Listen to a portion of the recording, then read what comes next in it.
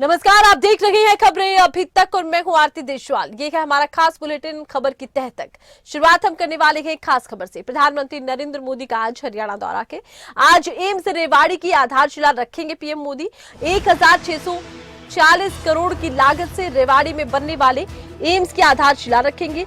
राज्यपाल बंडारू दत्तात्रेय और मुख्यमंत्री मनोहर लाल भी मौजूद रहेंगे। गुरुग्राम मेट्रो विस्तारीकरण परियोजना का करेंगे शिलान्यास।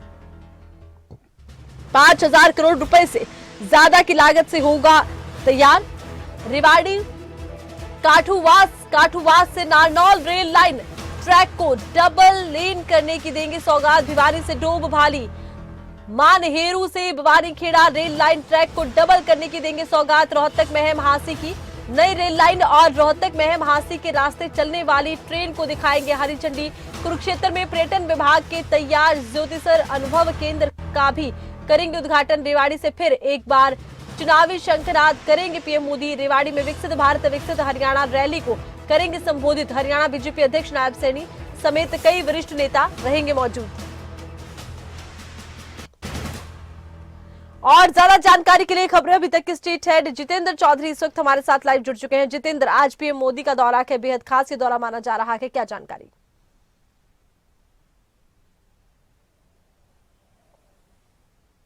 देखिए, बिल्कुल आज प्रधानमंत्री नरेंद्र मोदी हरियाणा आएंगे। हरियाणा के रेवाड़ी में एम्स की जो सौगात है वो देने का काम प्रधानमंत्री की तरफ से किया जाएगा। इस मौके पर हरियाणा के राज्यपाल बंडारू दत्तात्रेय, हरियाणा के मुख्यमंत्री मनोहर लाल खट्टर और उप मुख्यमंत्री दुष्यंत चौटाला, गृह मंत्री अनिल विज, प्रदेश अध्यक्ष नायब सैनी, केंद्रीय मंत्री राव इंद्रजीत सिंह, सांसद धर्मवीर सिंह समेत कई जो नेता हैं वो मौजूद रहने वाले हैं।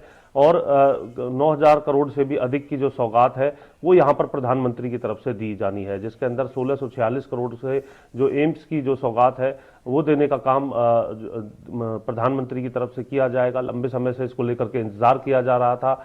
और दूसरी तरफ 5000 करोड़ की लागत से जो मेट्रो का जो विस्तारीकरण है उसकी सौगात देने का काम भी प्रधानमंत्री की तरफ से किया जाएगा। इसी के साथ साथ कई जो रेल लाइन है उन्हें डबल करने को लेकर के भी सौगात दी जाएगी। कुरुक्षेत्र के अंदर ज्योतिसर अनुसंधान केंद्र को लेकर के भी सौगात देने का काम प्रधानमंत्री की तरफ से किया जाना है। तो अपने आप में एक और जहां हरियाणा को आज सौगातों का जो पिटारा है वो प्रधानमंत्री की तरफ से खोला जाएगा। यहाँ पर तमाम लोग जो हैं इस मौके पर मौजूद रहेंगे, तो वहीं दूसरी तरफ जो नेता हैं भाजपा के, उनकी तरफ से स्क्रीन लगा करके भी ये आयोजन किया गया है कि जगह जगह लोग जो है वो प्रधानमंत्री को सुन सके। क्योंकि प्रधानमंत्री के इस दौरे को लोकसभा चुनाव से पहले शंखनाद के तौर पर भी देखा जा रहा है। और साल 2014 में भी इसी प्रकार से रेवाड़ी प्रधानमंत्री आए थे और अपने चुनाव प्रचार को लेकर के एक शुरुआत करते हुए नजर आए थे। और अब चुनाव से ठीक पहले प्रधानमंत्री का रेवाड़ी आना भी कहीं ना कहीं इसी विषय से जोड़ करके देखा जा रहा है। और प्रधानमंत्री अब से कुछ ही देर बाद रेवाड़ी पहुंचेंगे। तमाम नेता भी वहां पर मौजूद रहने वाले हैं और इस मौके पर ये जो सौगात है वो प्रधानमंत्री की तरफ से हरियाणा वासियों को देने का काम किया जाएगा। और इस मौके पर किस तरीके की और विशेष बात प्रधानमंत्री अपने मंच से कहते हुए नजर आएंगे, इस पर भी नजर बनी रहेगी। जी अच्छा, देखिए आज प्रधानमंत्री के दौरे को लेकर खास तैयारियां भी की गई है। सुरक्षा के लिहाज से देखिए किस तरह की तैयारियां, एक तरफ देखिए किसान आंदोलन चल रहा है, लगातार देखिए किसान आंदोलन को लेकर प्रशासन जुटा है। अब प्रधानमंत्री मोदी का दौरा है, क्या कुछ तैयारियां नजर आती है?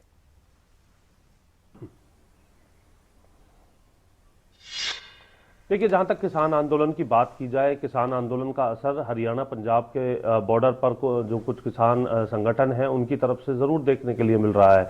लेकिन दक्षिण हरियाणा में प्रधानमंत्री का ये पूरा कार्यक्रम है और इस कार्यक्रम को लेकर के जो तमाम सौगातें हैं वो प्रधानमंत्री की तरफ से देने को लेकर काम किया जाएगा। सुरक्षा के लिहाज से जब भी प्रधानमंत्री, गृह मंत्री जो केंद्र के हैं, जब इस प्रकार के जब नेता आते हैं तो पुलिस की तरफ से अपने चाक चौबंद प्रोग्राम जो हैं वो किए जाते हैं। साथ ही एसपीजी का घेरा भी इसको लेकर के अपने स्तर पर जो तैयारी है वो करते हुए नजर आता है। तो इसको लेकर के मुकम्मल तैयारियां जैसे अमूमन प्रधानमंत्री और गृह मंत्री के कार्यक्रमों के अंदर देखने के लिए मिलती है, वो तमाम जो तैयारियां हैं वो मुकम्मल कर ली गई हैं।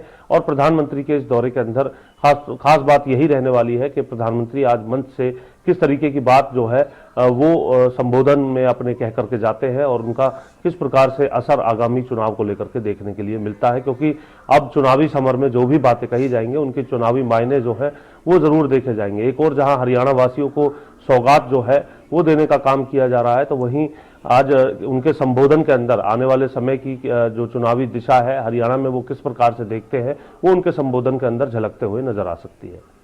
चलिए, आप हमारे साथ बने रहिएगा जितेंद्र, और ज्यादा जानकारी आपसे लेंगे और एक और खबर पर। तो देखिए, आज किसान संगठनों और ट्रेड यूनियनों का भारत बंद का ऐलान है। शाम 4 बजे तक भारत बंद रखेगा। आज हरियाणा में टोल प्लाजा फ्री करेंगे किसान। दोपहर 12 बजे से लेकर शाम 3 बजे तक टोल फ्री करेंगे।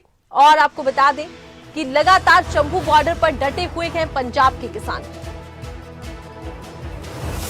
तो शंभू बॉर्डर पर पंजाब के किसान इधर डटे हुए हैं। अगर हम बात कर रहे हैं भारत बंद की, तो भारत बंद के ऐलान को लेकर खास इंतजाम भी किए गए हैं। एक तरफ तो कहा जा रहा है कि दोपहर 12 बजे से कई ऐसे टोल हैं जिनको बंद कर दिया जाएगा, तो वही बड़ा असर कुछ बाजारों पर भी देखने को मिल सकता है। देखना ये होगा कि भारत बंद का कितना असर राज्य में पड़ता है। एक बार फिर से रुक करते हैं खबरें अभी तक स्टेट हेड जितेंद्र चौधरी का। जितेंद्र, आज भारत बंद का ऐलान किया गया है, क्या कुछ असर हरियाणा में नजर आता है, क्या कुछ असर देश के अलग अलग राज्यों में दिखता है?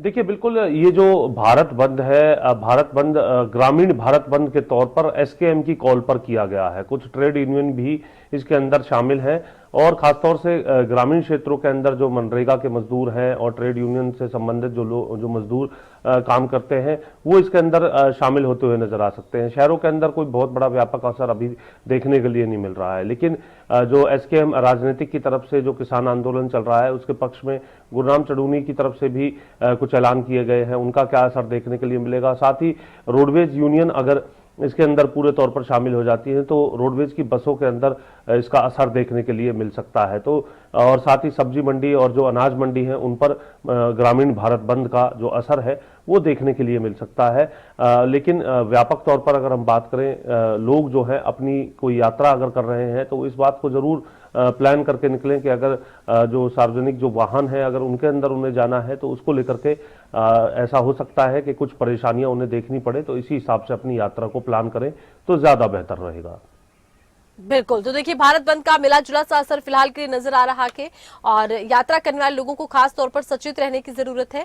बहुत शुक्रिया, आपने तमाम जानकारी दर्शकों तक पहुंचाई है जितेंद्र।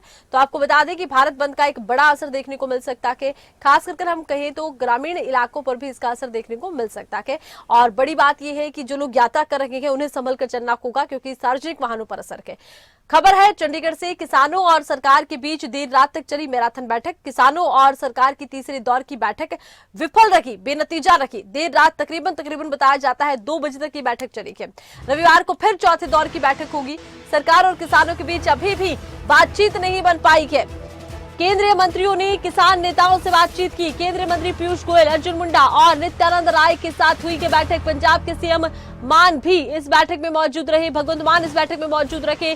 बैठक के बाद केंद्रीय मंत्री अर्जुन मुंडा का बयान, अच्छे माहौल में सकारात्मक चर्चा हुई। अगली बैठक रविवार को शाम 6 बजे होनी है। अब देखना ये होगा कि क्या अगली बैठक में बातचीत से हल निकल पाता है, क्योंकि लगातार पंजाब के किसान इधर शंभू बॉर्डर पर डटे हुए हैं। अंबाला में शंभू बॉर्डर पर एक तरफ तो किसान है, एक तरफ जवान है। पंजाब के किसान दिल्ली कूच पर अड़े गए अपनी मांगों को लेकर।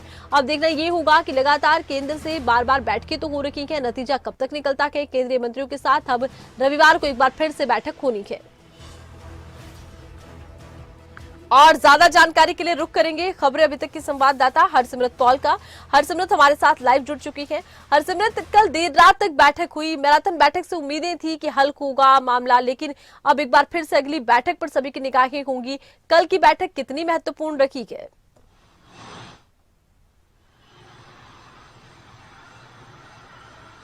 बिल्कुल आरती, आपको बताएं कि बीते दिन जो बैठक हुई है केंद्रीय मंत्रियों और किसानों के बीच, शाम को 5 बजे ये बैठक शुरू होनी थी, पर यह बैठक जो है रात को 8 बजे जाकर के शुरू हो पाई और उसके बाद खत्म होने का इंतजार भी काफी लंबा रहा। रात को तकरीबन 2 बजे जो है ये बैठक खत्म हुई है और उसके बाद एक एक करके जो है सबसे पहले पंजाब के मुख्यमंत्री भगवंत मान बाहर आए। उन्होंने भी यही बताया कि एक बार फिर से सकारात्मक माहौल में बातचीत हुई है, किसानों के मुद्दे दोबारा उठाए गए हैं, उनके ऊपर तर्क जो है वो भी एक दूसरे के साथ किए गए हैं और उदाहरण भी पेश किए गए हैं कि कहां कहां पर ये रिपोर्ट लागू है, जिनके बारे में किसान बात कर रहे हैं। वहीं पर उनके बाद जो है किसान और कृषि मंत्री बाहर आए और उन्होंने भी यही बताया कि कृषि मंत्रियों का भी यही कहना था कि सकारात्मक माहौल में बातचीत हुई है। जो चीज किसान कहना चाहते हैं, जो नियम बनाने की बात एमएसपी को लेकर वो कर रहे हैं, तो उनका भी यही कहना है कि हम इसके ऊपर देख रहे हैं कि इसे किस तरह से इम्प्लीमेंट किया जा सकता है। पर उन्होंने भी पॉजिटिव वाइब्स जो है वही बताई और साथ ही साथ किसानों के मुंह से भी यही सुनने को मिला कि आज का जो माहौल रहा है बहुत सकारात्मक रहा है। हम भी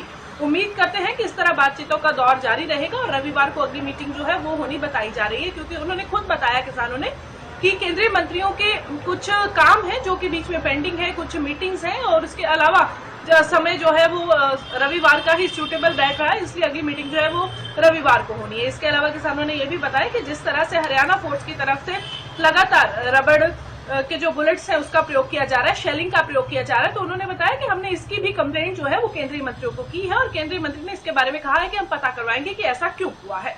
दूसरी बात, किसानों के जो अकाउंट बंद करवाए गए हैं उसको लेकर भी उन्होंने कहा है कि अकाउंट जो है वो दोबारा खोल दिए जाएंगे और ये क्यों बंद हुए इसके बारे में भी जांच जो है वो करवाई जाएगी। तो अगर ऑलमोस्ट सारी चीजों का एक निचोड़ देखें तो ये था कि सकारात्मक माहौल में बात हुई है, क्योंकि किसान अपनी जो मांगे हैं उनके ऊपर अड़े हुए हैं कि उन्हें इसी तरह से स्वामीनाथन रिपोर्ट चाहिए और इसी तरह से एमएसपी जो है C2 50% के फॉर्मूले के साथ चाहिए। तो ऐसे में कहीं ना कहीं एक कदम कह सकते हैं कि बड़ा है इसकी तरफ, पर किसान आंदोलन जो है इसी तरह से जारी रहेगा। चौथे दिन में यह आंदोलन प्रवेश कर गया है। शंभू बॉर्डर के साथ साथ खनौरी बॉर्डर, डब वाली बॉर्डर के साथ साथ अलग अलग बॉर्डर्स में अभी जो किसान है वो पहुंचे हुए हैं और इंतजार कर रहे हैं कि कब इसका हल निकलेगा। पर किसानों ने ये कहा कि हमारी बातचीतों का दौर चलता रहेगा, पर हम इस जो आंदोलन है इसको भी साथ साथ जारी रखेंगे। जी हाँ, तो बातचीत का दौर भी जारी रहेगा, आंदोलन भी जारी रहेगा। अब देखिए सबकी निगाहें टिकी इस बात पर हैं कि आखिर इतवार को होने वाली बैठक में क्या बातचीत से हल निकलेगा। भले ही पॉजिटिव माहौल में बातचीत हुई है, मीटिंग हुई है, लेकिन हल अभी आंदोलन हुआ नहीं है। क्या इतवार को लेकर ये उम्मीद है कि इतवार तक कम से कम बातचीत होगी, सहमति होगी?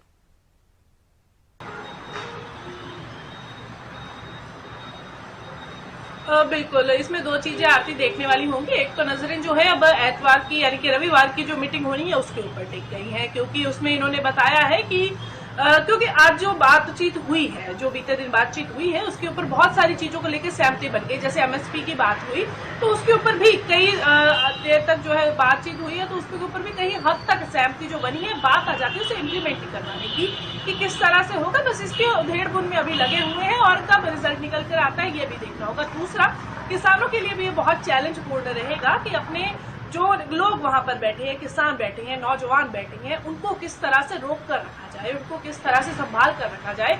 क्योंकि देखा जाता है कि वैसे तो माहौल वहां पर शांतिपूर्ण है बॉर्डरों पर कभी कभी कुछ लोग ऐसे असामाजिक तत्व बीच में आ जाते हैं जो कि जानबूझकर छेड़खानी करते हैं या परेशानी का कारण बनते हैं। तो ऐसे में फोर्स को भी मजबूरन उनको खदेड़ने के लिए जो है शेलिंग का प्रयोग करना पड़ता है। तो ऐसे में किसानों के ऊपर जो है ये भी दबाव रहेगा कि वो अपने लोगों को काबू में रखे, अपने किसानों को काबू में रखे, ताकि वो आगे ना जाए और ना किसी तरह की कोई अप्रिय घटना वहां पर। बिल्कुल बिल्कुल, चलिए बहुत शुक्रिया, तमाम जानकारी आपने दर्शकों तक पहुंचाई है। तो देखिए कल देर रात तक की बैठक चली है और इस बैठक के बाद केंद्रीय मंत्री अर्जुन मुंडा का क्या कुछ कहना है, किसानों का क्या कुछ कहना है, वो आपको सुनवाते हैं।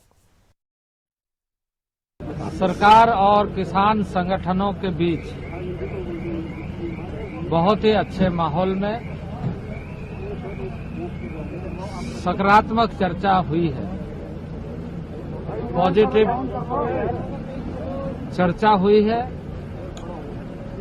और किसान संगठनों ने जिन विषयों पर ध्यान आकृष्ट कराया है, संज्ञान में लेते हुए विस्तार पूर्वक चर्चा को हमने करते हुए अगली तिथि रविवार को शाम 6 बजे के लिए फिर से आगे की चर्चा को जारी रखेंगे। ये जो माहौल है, क्योंकि हमारा मानना है कि हम सब मिलकर के शांतिपूर्ण ढंग से समाधान। देखिए रविवार जब सुनिए, हाँ वहाँ पे आंदोलन चलेगा, आंदोलन शांतिपूर्वक ढंग से उतने दिन चलेगा, किसी तरह की कोई छेड़छाड़ नहीं करेंगे ना उधर से होगी ना इधर से होगी। हम अपने किसानों को भी अपील करेंगे आपके माध्यम से, और सरकार ने जिम्मेदारी ली है कि उधर से आपके ऊपर किसी तरह का भी कोई शेलिंग वगैरह नहीं होगी। और हम भी अपने सभी भाइयों को निवेदन, नहीं अभी देखिए जब बैठकों का दौर शुरू होता है, बैठकें हो रही हैं, तब तो फिर मतलब इसका मतलब अगर हम आगे बढ़ेंगे फिर बैठक कैसे होगी। उन्होंने बैठक बुलाई है, बैठक में हम आए हैं, तो फिर ये तो रुकना पड़ता है ना।